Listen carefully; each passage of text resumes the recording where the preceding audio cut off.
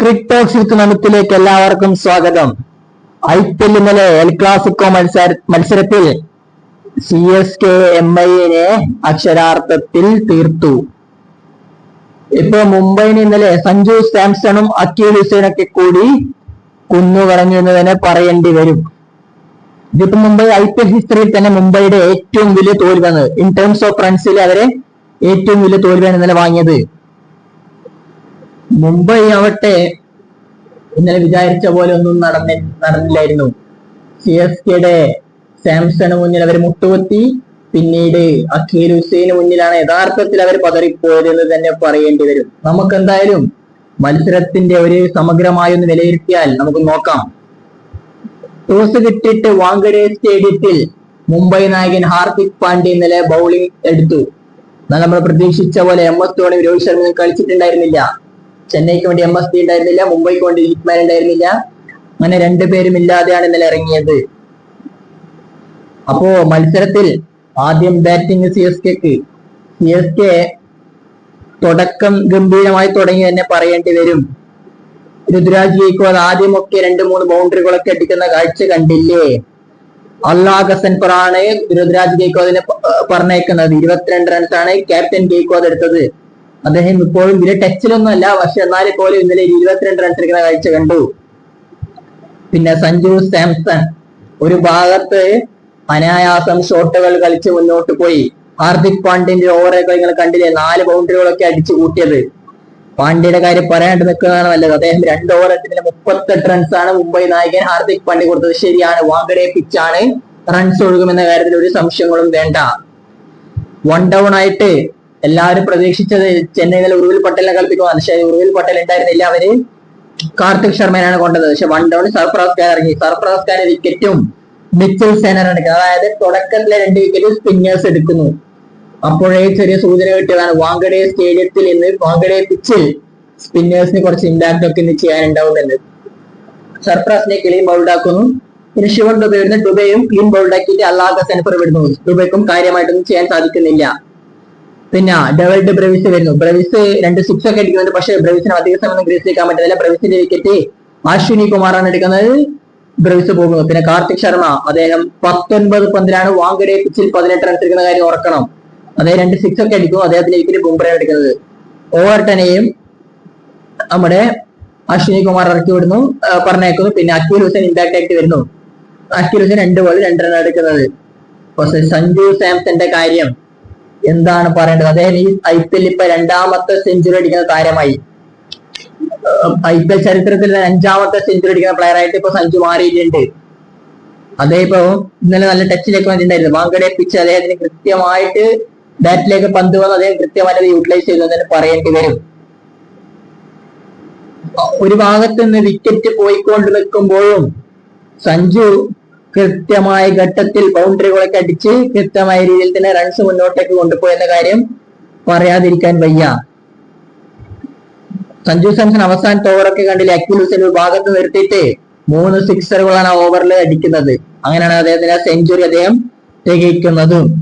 അദ്ദേഹം മികച്ച രീതിയിൽ ഇന്നലെ ബാറ്റ് ചെയ്തതിന്റെ ഒരു സംശയങ്ങളും വേണ്ട.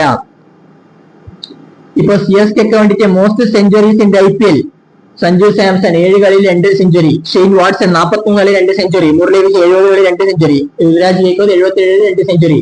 അപ്പൊ കൊറോണ മത്സരത്താണ് സഞ്ജു ഈ 2 സെഞ്ചുറി എടുത്തത്. പിന്നെ അത് മാത്രമല്ല, ഇതേ സെയിം പിച്ചിലാണ് സഞ്ജു ഇംഗ്ലണ്ടിനെതിരെ 89 റൺസ് അടിച്ചത്. നിങ്ങൾക്ക് ഓർമ്മയുണ്ടാവും സെമി ഫൈനലിൽ. അപ്പൊ അദ്ദേഹം അതേ ഒരു ഫോം തന്നെയാണ് വാങ്കഡെ പിച്ചിൽ ചെയ്യുന്നത്. ഇപ്പോഴും ഇവിടത്തേക്കും കൺവേർട്ട് ചെയ്ത് കൊണ്ടുവന്നത് എന്ന് കൂടി പറയണം. സഞ്ജുവിന്റെ മൊമെന്റ് ഓഫ് ദി ഷോട്ടായിട്ട് എല്ലാവരും പറയുന്നത് ഇപ്പൊ ജസ്പ്രീത് ബുംറയുടെ ഒരു ബോൾ ഉണ്ടായിരുന്നു. ആ ബോൾ ബാക്കോട്ടേക്ക് ഒരു സ്കൂപ്പ് ചെയ്ത ബോൾ ഉണ്ട്. അത് ഇന്നലത്തെ കളിയുടെ ഒരു ഷോട്ട് ഓഫ് ദി ഡേ ആയിട്ട് തിരഞ്ഞെടുക്കപ്പെട്ട ഷോട്ടാണ്. അത് മികച്ച ഷോട്ടായിരുന്നത്. ബുംറ പോലും അതിശയപ്പെട്ടു പോയിരുന്നു. അപ്പോ 207 റൺസ് വാങ്കഡെ സ്റ്റേഡിയത്തിൽ 208 ഒക്കെ ചേസബിൾ ടോട്ടൽ ആണ്. മുംബൈയുടെ ബാറ്റിംഗ് ഡെപ്തും അവരുടെ പിച്ച് കണ്ടീഷനൊക്കെ വെച്ച് ചേസിംഗ് പിച്ചാണ്. പക്ഷേ എന്താണ് സംഭവിച്ചത്? മുംബൈയെ യഥാർത്ഥത്തിൽ അക്കീൽ ഹുസൈനും നമ്മുടെ നൂർ അഹമ്മദും കൂടി വലിഞ്ഞു മുറുക്കി മുംബൈ ബാറ്റിങ്ങിനെ. മുംബൈ ബാറ്റിങ്ങിൽ ക്വിന്റൺ ഡി കോക്കും ധനീഷ് മലവാരും കൂടി ഓപ്പൺ ചെയ്തു. ധനീഷ് മലവാറിനെ ഗോൾഡൻ ഡക്ക് ആക്കിയിട്ട് ആദ്യത്തെ ഓവറിൽ തന്നെ അക്മൽ ഹുസൈൻ പറഞ്ഞു വിടുന്നു. കീപ്പർ ക്യാച്ചാണത്. അദ്ദേഹം റൺസ് എടുക്കുന്നില്ല. കഴിഞ്ഞിട്ടില്ല. QDKനെയും പറഞ്ഞു വിടുന്നാര്? മുകേഷ് ചൗധരി. അദ്ദേഹത്തിന്റെ അമ്മ മരണപ്പെട്ടതാണ്. പക്ഷെ അദ്ദേഹം ആ വിക്കറ്റ് അമ്മക്ക് വേണ്ടി സമർപ്പിക്കുന്നത് കണ്ടു. കളിക്ക് ശേഷം CSK വിൻ ക്രെഡിറ്റ് ഡെഡിക്കേറ്റ് ചെയ്തത് മുകേഷ് ചൗധരിക്ക് വേണ്ടിയിട്ട്, അദ്ദേഹത്തിന്റെ അമ്മക്ക് വേണ്ടിയിട്ടുമാണ്. അദ്ദേഹത്തിന്റെ വിക്കറ്റ് QDK പ്ലേ ഡൗൺ ആയതാണ്. ക്ലെയിം ബൗൾഡ് ആവുന്നു. 7 റൺസ് 10 പന്തിൽ ഒരു 6 അടിക്കുന്നുണ്ട്. നമാൻകീർ മികച്ച ഫോമാണ്. പക്ഷെ ഇന്നലെ അദ്ദേഹത്തിന്റെ വിക്കറ്റ് പോയി. അദ്ദേഹം 3 പന്തിൽ 0 റൺസ്. ആരെ വിക്കറ്റ് എടുക്കുന്ന? അക്മൽ ഹുസൈൻ. നമ്മൾ പറഞ്ഞ വാങ്കഡെ പിച്ചിൽ സ്പിന്നർ ഒരുപാട് കാര്യം ചെയ്തിട്ടുണ്ട്. സൂര്യകുമാർ യാദവ് അവസാനം വരെ നിന്നു. ഒരു കാര്യവും ഉണ്ടായിരുന്നില്ല. 30 പന്തിൽ 35 റൺസാണ് സ്കൈ എടുത്തു. അദ്ദേഹത്തിന്റെ ബാറ്റിംഗിലെ നേരെ ഓപ്പോസിറ്റ് ആയ ശൈലിയിലാണ് അദ്ദേഹം ഇന്നലെ ബാറ്റ് കളിച്ചത്. കൃത്യമായ ഘട്ടത്തിലെ ബൗണ്ടറികളൊന്നും വരുന്നത് 5 4 6 അദ്ദേഹം അടിച്ചിട്ടില്ല. അദ്ദേഹത്തിന് വിക്കറ്റ് എടുക്കുന്ന ആരോ? അക്മൽ ഹുസൈൻ തന്നെ. പിന്നെ തിലക് വർമ്മയെ ക്ലീൻ ബൗൾഡ് ആക്കുന്ന അക്മൽ ഹുസൈൻ. 29 പന്തിൽ തിലക് വർമ്മ 37 റൺസാണ് എടുക്കുന്നത്. ഹാർദിക് പാണ്ഡ്യ നായകൻ 2 പന്തിൽ 1 റൺസാണ് എടുക്കുന്നത്. അദ്ദേഹത്തിന് നൂർ അഹമ്മദാണ് പറഞ്ഞേക്കുന്നത്. അതാണ് ഞാൻ പറഞ്ഞത്. ഇപ്പൊ അവരുടെ തുടക്കത്തില് ഇപ്പൊ QDKയുടെ വിക്കറ്റ് ഒഴികെ ധനീഷ് മലവാർ, നമാൻകീർ, സൂര്യകുമാർ യാദവ്, തിലക് വർമ്മ, ഹാർദിക് പാണ്ഡ്യ, റുദ്രഫോർഡ് എന്നിവർ വിക്കറ്റ് ഒക്കെ എടുക്കുന്നത് സ്പിന്നേഴ്സ് ആണ്. റുദ്രഫോർഡ് ഗോൾഡൻ ഡക്ക് ആവുന്നു. ഹാർദിക് പാണ്ഡ്യ തൊട്ടടുത്ത പന്തിൽ തന്നെ റുദ്രഫോർഡിനെയും പറഞ്ഞേക്കുന്നു. പിന്നെ താക്കൂർ വരുന്നു. താക്കൂർ കൺകഷൻ സബായിട്ടാണ് താക്കൂർ വരുന്നത്. യഥാർത്ഥത്തിൽ മിച്ചൽ സാൻഡറിന് അങ്ങനെയല്ല, ഷോർട്ട് ഇഞ്ചുറി, അങ്ങനെ താക്കൂർ ഇറക്കി വിടുന്നവര്. താക്കൂർ 12 പന്തിലെടുത്ത് 6 റൺസാണ് ഷാർദുൽ ഠാക്കൂർ എടുക്കുന്നത്. കൃഷ് ഭഗത് 15 പന്തിൽ 7, അശ്വിനി കുമാർ 6 പന്തിൽ 1 റൺസും, ജസ്പ്രീത് ബുംറ 5 പന്തിൽ 2 റൺസും. ബോളിംഗിന്റെ കാര്യത്തിലേക്ക് പറഞ്ഞാൽ അക്മൽ ഹുസൈൻ തന്നെയാണ് യഥാർത്ഥത്തിൽ ഹീറോ. 4 ഓവറിലായ അദ്ദേഹം 17 റൺസിന് 4 വിക്കറ്റ്.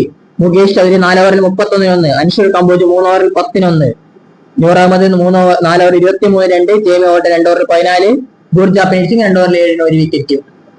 അങ്ങനെ മികച്ച രീതിയിൽ തന്നെ CSK ബോളേഴ്സ് ബോൾ ചെയ്ത കാര്യത്തിൽ സംശയങ്ങൾ വേണ്ട. പിന്നെ നൂർ അഹമ്മദിനും 2 വിക്കറ്റ് ഇട്ടിട്ടുണ്ടായിരുന്നു ഇന്നലെ. അക്മൽ ഹുസൈന്റെ കൂടെ നൂർ അഹമ്മദും കൂടി നല്ല രീതിയിൽ തന്നെ ബോൾ ചെയ്ത് കളിച്ചു എന്ന കാര്യം മറക്കുന്നില്ല. ഈ മത്സരത്തോടുകൂടി CSK 5ാം സ്ഥാനത്തേക്ക് പോയിന്റ് ടേബിളിൽ കയറിയിട്ടുണ്ട്. അവർ 7 കളികളിൽ 3 ജയവും 4 പരാജയവുമായി 5ാം സ്ഥാനത്താകുമ്പോൾ മുംബൈ ഇന്ത്യൻസിന്റെ അവസ്ഥ കുറച്ച് പരിതാപകരമാണ് ഈ സീസണിൽ.